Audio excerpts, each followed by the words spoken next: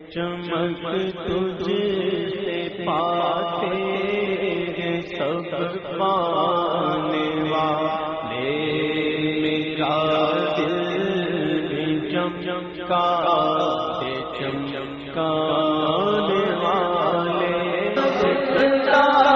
है वल्लाह तू जिंदा है वल्लाह, मेरे जश्न में आलम से छुप जाने वाले, मेरे जश्न में आलम से छुप जाने वाले।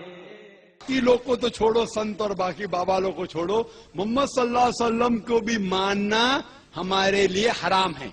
जो शख्स मर चुका है हम उन्हें सल्लल्लाहु अलैहि वसल्लम की वफात हुई या आप जिंदा हैं और हर जगह पर मौजूद हैं, ये अपनी दुकानदारी चलाने के लिए ये अकीदा पेश करते हैं कि नबी कब्र में जिंदा हैं।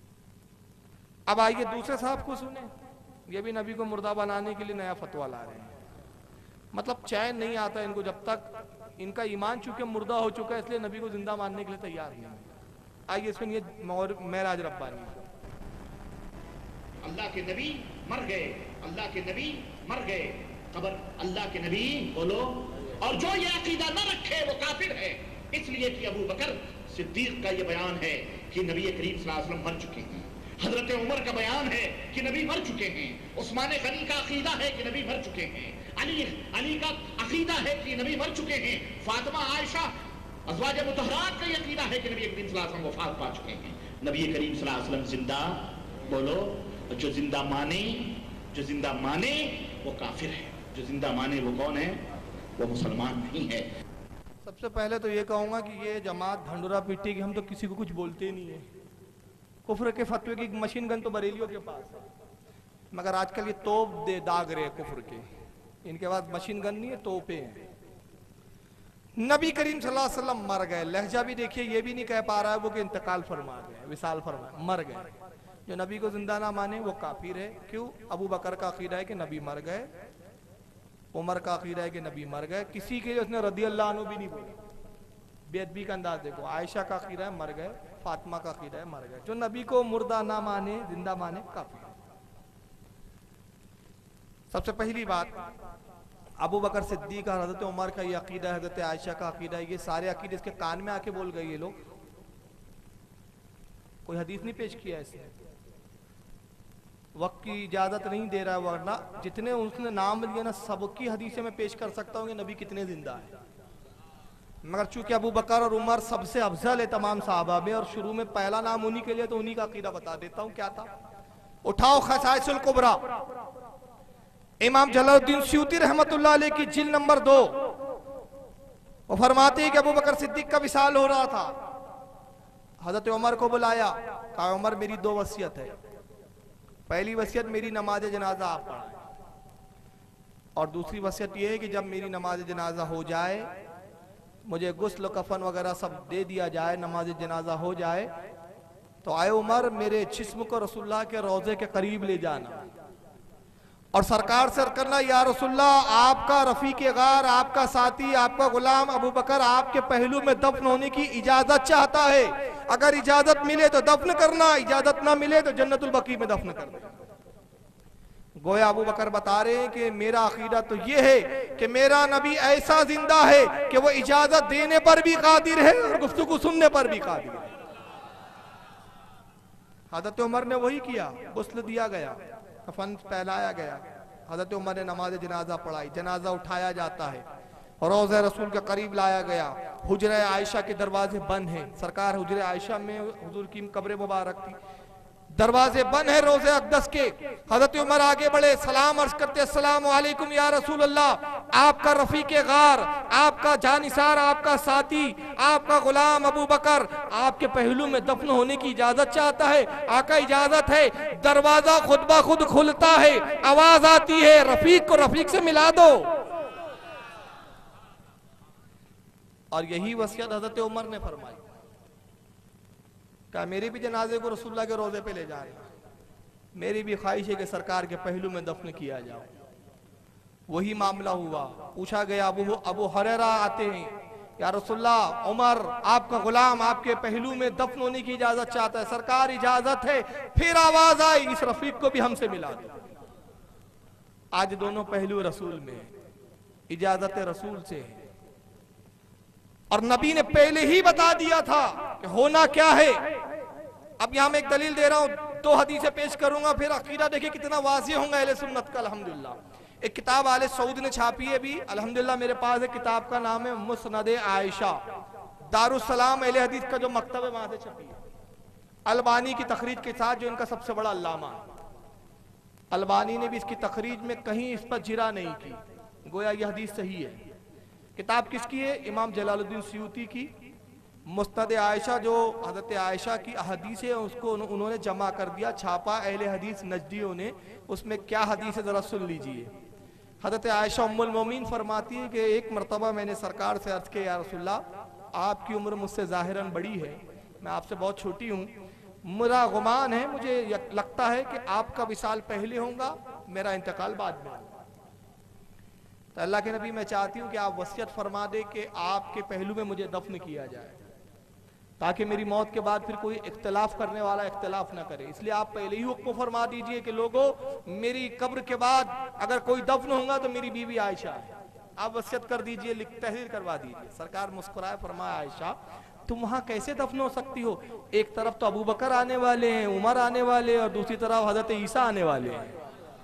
ये नबी का गैब छापा इन्होंने, फिर भी बोलते नबी को गैब नहीं था।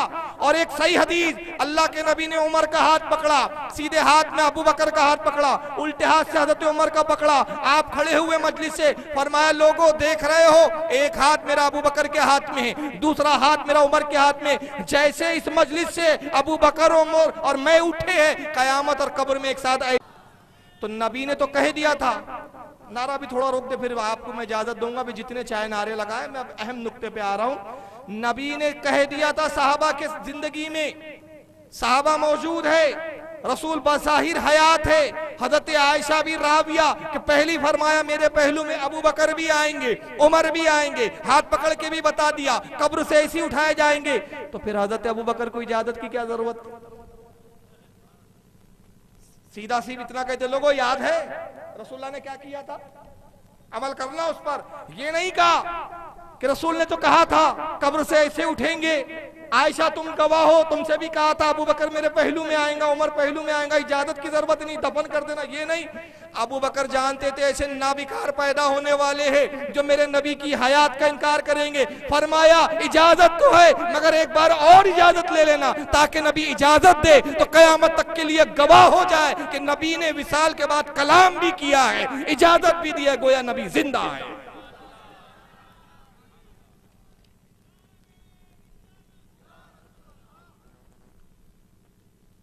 और हजरत आयशा का अकीदा तो और वाज़ेह हो गया। हजरत आयशा का भी नाम लिया, आयशा का अकीदा मर गया, तेरे बाप ने बोला हूँ। हजरत आयशा ने तो नहीं कहा, वो फरमाती रसूलुल्लाह का विसाल हुआ, मैं बेपर्दा आती थी। सुनन दारमी की हदीस है। और इमाम दारमी कौन है?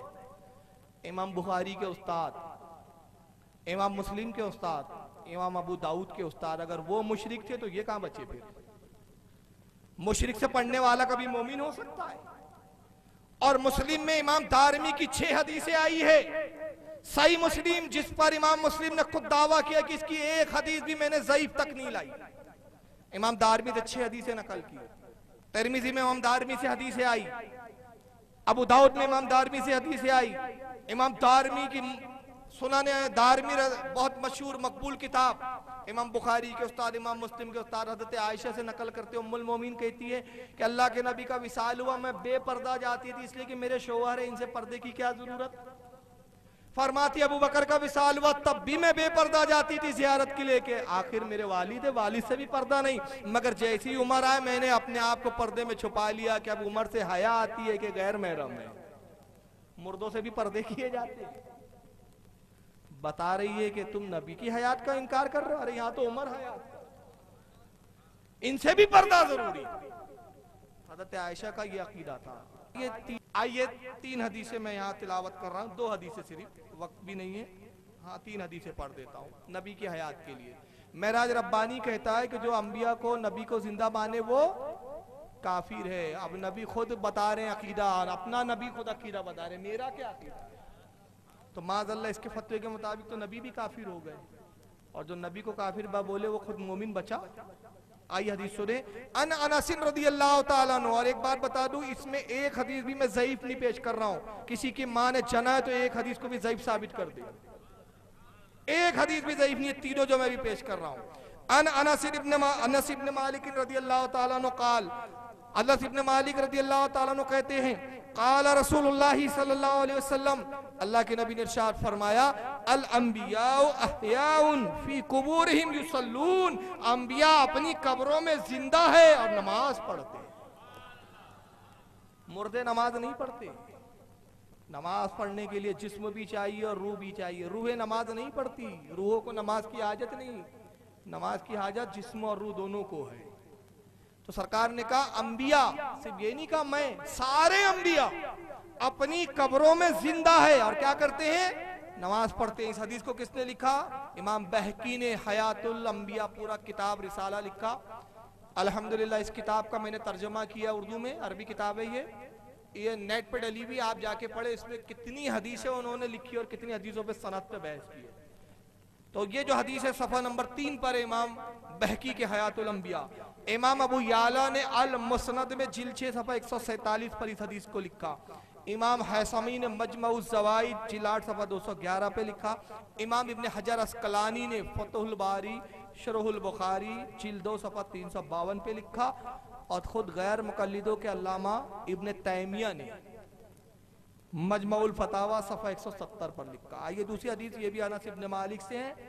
अन अनस इब्न मालिक रदियल्लाहु ताला अन्हु क़ाल, अनस इब्न मालिक कहते हैं, क़ाल रसूलुल्लाह सल्लल्लाहु अलैहि वसल्लम, अल्लाह के नबी ने इरशाद फरमाया, मररत अला कब्र मूसा व हुवा कायमुन युसल्ली फी कब्रिही। सरकार कहते मेराज की शब मैं मूसा की कब्र पर गया।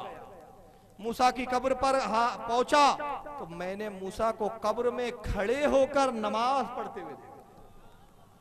और यहां सरकार ने एक लफ्ज इस्तेमाल फरमाया, कायमुन, खड़े होकर।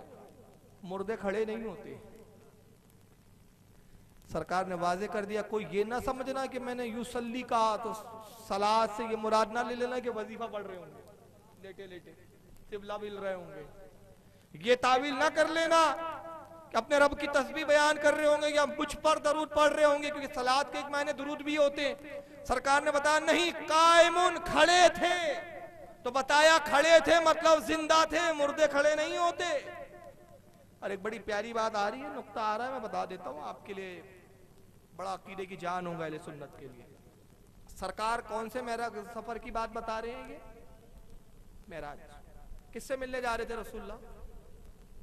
अल्लाह का दीदार मकसूद था ना, मकसद असली दीदार खुदाबंदी। मगर हदीस के अल्फाज है, जिब्रील ने रोक दिया सरकार को एक जगह, किफिया मोहम्मद सल्लल्लाहु अलैहि वसल्लम, ऐ मोहम्मद सल्लल्लाहु अलैहि वसल्लम ठहर जाए। पूछा जिब्रील क्यों रोक दिया? कहा या रसूलल्लाह ये मूसा की कब्र है, ठहर जाए, मूसा से मुलाकात कर लीजिए। हज़रत मूसा अलैहिस्सलाम कब्र में नमाज पढ़ रहे। सरकार कहते हैं मैं इंतजार करता रहा कि यहाँ तक कि मूसा ने नमाज का सलाम फेरा। इंतजार कर रहे सरकार। जब उन्होंने सलाम फेरा तो मैंने सलाम में पहल की। सरकार ने पहले सलाम किया। मूसा अलैहिस्सलाम ने जवाब दिया, कहा मरहबा नेक साले नबी पर, और फिर मुबारकबाद पेश की कि आप मेराज पे जा रहे हैं। सरकार ने गुफ्तगू की, फिर आगे बढ़ गया। सवाल ये पैदा होता है कि मूसा अलैहिस्सलाम से मुलाकात बैतुल मुकद्दस में भी होनी थी, सारे अंबियों की नमाज पढ़ानी थी, तो वहां भी तो आना ही था आपको। कब्र में रुक के, कब्र के पास रुकने की जरूरत क्या थी? फिर दूसरा ये कि छठे आसमान पे भी मूसा अलैहिस्सलाम से मिलना था, तो यहां नहीं भी मिलते तो चल आगे बढ़ जाते। और इंसान की फितरत होती है, जो मकसद होता है उसके लिए आदमी अपने मकसद की तकमील के लिए बड़े तेजी से जाता है। मिसाल के तौर पर मैं नागपुर से निकला, नासिक आ रहा हूं तकरीर करने के लिए। अब जा पहुंचना है भाई, तकरीर के लिए पहुंचना जल्दी, तो मैं ये नहीं करूंगा कि बीच में कई स्टेशन पर रुक जाऊंगा, घूमूंगा फिरूंगा, टाइम पास करूंगा। नहीं, अरे यार जल्दी जाना है नासिक, तो आसपास के सब माहौल से मैं बेनियाद तेजी से चलूंगा, तेज सवारी को पसंद करूंगा। तो दीदार खुदाबंदी नबी का मकसद असली था, इसलिए सवारी भी बड़ी तेज दी गई थी। इसलिए बुराक दी गई थी, महबूब जल्दी आइए कि हम भी आपसे मिलने के मुश्ताक है और आप भी हमारे दीदार के मुश्ताक है।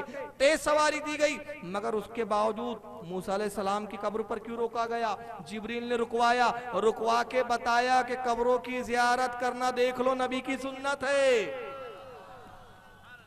मैं नबी को रुकवा के बता रहा हूं कि कब्र पर रुकवाना मेरी सुन्नत, कब्र पर रुकना जियारत करना नबी की सुन्नत। और नबी ने रुककर मूसा से कलाम करके कब्र की जियारत करके बताया कि मैं मूसा से अफजल हूं, मैं ईसा से अफजल हूं, मैं तमाम नबियों से अफजल हूं, लिहाजा मैं मूसा से भी अफजल हूं। तो मैं मूसा से अफजल होकर अदना की कब्र पर आता हूं, तुम अदना होकर अफजल की कब्र पर क्यों नहीं जाते? और तीसरा क्या मकसद बताया? मेरा असल मकसद तो दीदार खुदा बंदी है। ये मकसद बड़ा अच्छा है। तो आए मेरे उम्मतियों, जब किसी अच्छे मकसद से किसी अच्छे काम के लिए निकलो तो इलाके के सालीन की जियारत कर लिया। ये इसके पीछे पस मंजर। तो बहरहाल ये हदीस भी बता रही है कि अंबिया इकराम अपनी कब्र में जिंदा। इस हदीस को इमाम मुस्लिम ने अपनी सही के अंदर जिल्द नंबर 2 सफ़ा 268, सियासित्ता का बड़ा भूत है इनको, तो सियासित्ता का ही हवाला है। मुस्लिम की जिल्द 2 सफ़ा 268, इमाम अहमद इब्न हम्बल ने मुस्नद अहमद में जिल्द 3 सफ़ा 148, इमाम नसाई ने सुनन में, ये भी सियासित्ता की किताब है, जिल्द 1 सफ़ा 242, इमाम अब्दुल रज़्ज़ाक ने अल मुसन्नफ में, इमाम अब्दुल रज़्ज़ाक भी इमाम बुखारी इमाम मुस्लिम के शायख है, दादा उस्ताद है, इमाम अहमद इब्न हम्बल के उस्ताद है। जिल्द नंबर 3 सफ़ा 577 पर इब्न हिब्बान ने सही में जिल्द 1 सफ़ा 149 पे नकल किया। अब आइए एक सही हदीस सनद की बड़ी वाज़े कर देती है कि अंबिया जिंदा भी है तो कैसे जिंदा है।